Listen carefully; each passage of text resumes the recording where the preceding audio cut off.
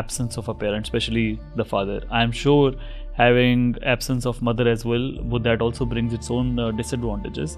लेकिन I was reading Dr. Jordan Peterson on this कि there should be forced marriages. Forced marriages का वो इसलिए कहते हैं कि by any metrics, a child who's raised in a single parent household cannot outperform than somebody who is raised by both parents.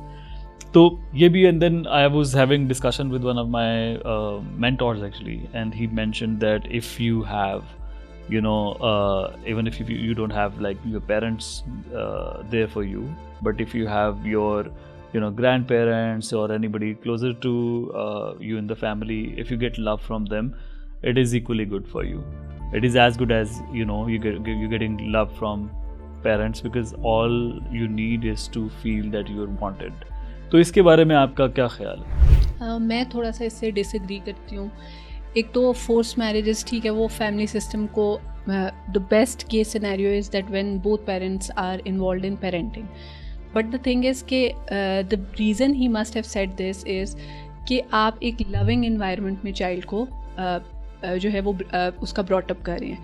But when the other partner is toxic enough कि वो उस environment, अब आप देखें you must have heard at a lot of places कि अगर एक बीज है, जैसे आपने उसको मिट्टी में लगाना है, ठीक, बीज कितना भी अच्छा हो, मिट्टी अगर अच्छी नहीं होगी तो बीज नहीं उगेगा. ठीक है, तो इट्स लाइक वाइज कि आपने इन्वायरमेंट, जिस इन्वायरमेंट में बच्चा मौजूद है, अगर वो मतलब दोनों पेरेंट्स के साथ रह रहा है but the environment is extremely toxic, तो it is of no use. Such parent should be absent from the kid's life. The toxic or the traumatic parent should be absent from the kid's life. So by that you mean like then in that case it's better कि rather than forcefully keeping the marriage intact, it's rather better कि वो better कि आप उसको जो है वो separate हो जाए. Even in any case like the kid is going to suffer. Exactly. In either case. In either case, kid will suffer even if he is staying with the with both parents, or if he is staying let's say in our culture जैसे with the mother. Suffer तो वो दोनों सूरतों में करेगा. अगर if there is a dysfunction. Yeah, if that's a dysfunctional family. Normally separation तभी होती है जब थोड़ी सी डिसफंक्शनैलिटी आ जाती है. अब यहाँ पे एक चीज़ आ जाती है कि जब आपकी सेपरेशन हुई है, what is the role of both parents, that also determines कि आपका बच्चा जो है वो उसकी क्या जो है वो नीड्स होंगी. क्योंकि जैसे आपने कहा कि father is also needed, mother is also needed, but a healthy father and healthy mother is needed. जो सेपरेशन होती है अनफॉर्चुनेटली उसमें पाकिस्तान में what I have seen is that it is war of ego. बच्चे जो हैं वो नज़र हो जाते हैं ईगो की वॉर में, और ऐसे बच्चे ज़्यादा वनरेबल हैं. ठीक है, जो सिंगल पेरेंट के साथ है, not because they are with a single parent but because they are a ping pong between both parents. ठीक है, हर पेरेंट ये प्रूव करने में लगा हुआ है. ठीक है, the mother wants the kid to accept कि उसका बाप बुरा था.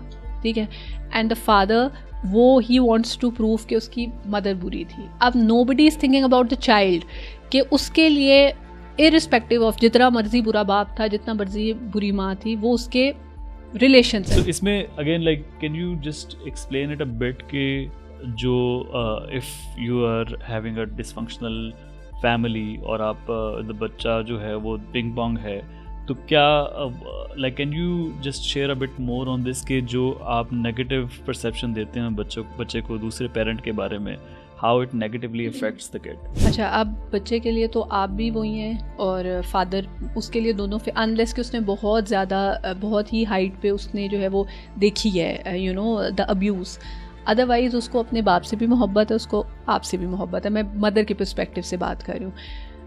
आई believe you should be transparent. आप you should tell your kid के I feel this is this is how you should communicate. I feel your father has wronged me.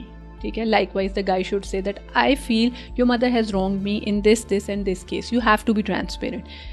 But at the end of the day, I will not let my relationship with him affect your relationship with him.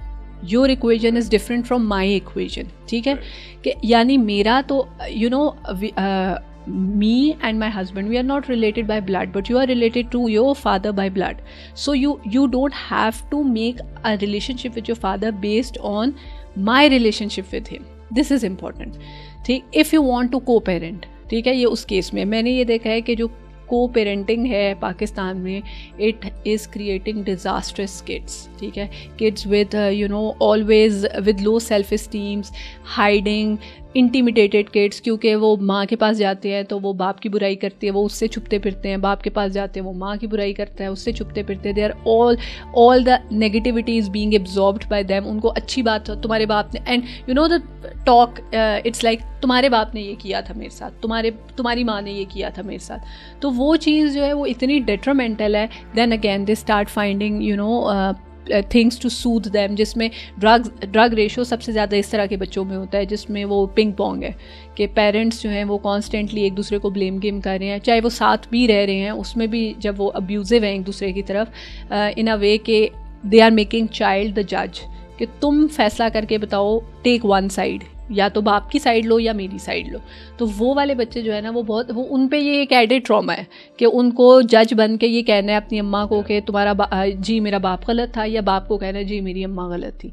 तो इस लिहाज से तो court system भी जो हमारा है that is also flawed, because like जब आप गार्डियनशिप के जो केसेस होते हैं उसमें अल्टीमेटली बच्चे से पूछा जाता है कि आपने माँ के साथ रहना है या बाप के साथ रहना है.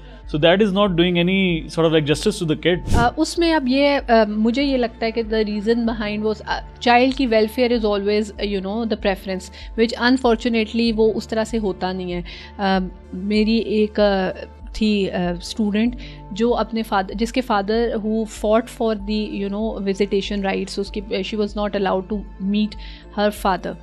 बट वॉट हैपन वॉज कि उसको इतना ज़्यादा नेगेटिविटी जो थी from her mother, it was that was so deep rooted in her that जब वो छोटी थी she started despising her father.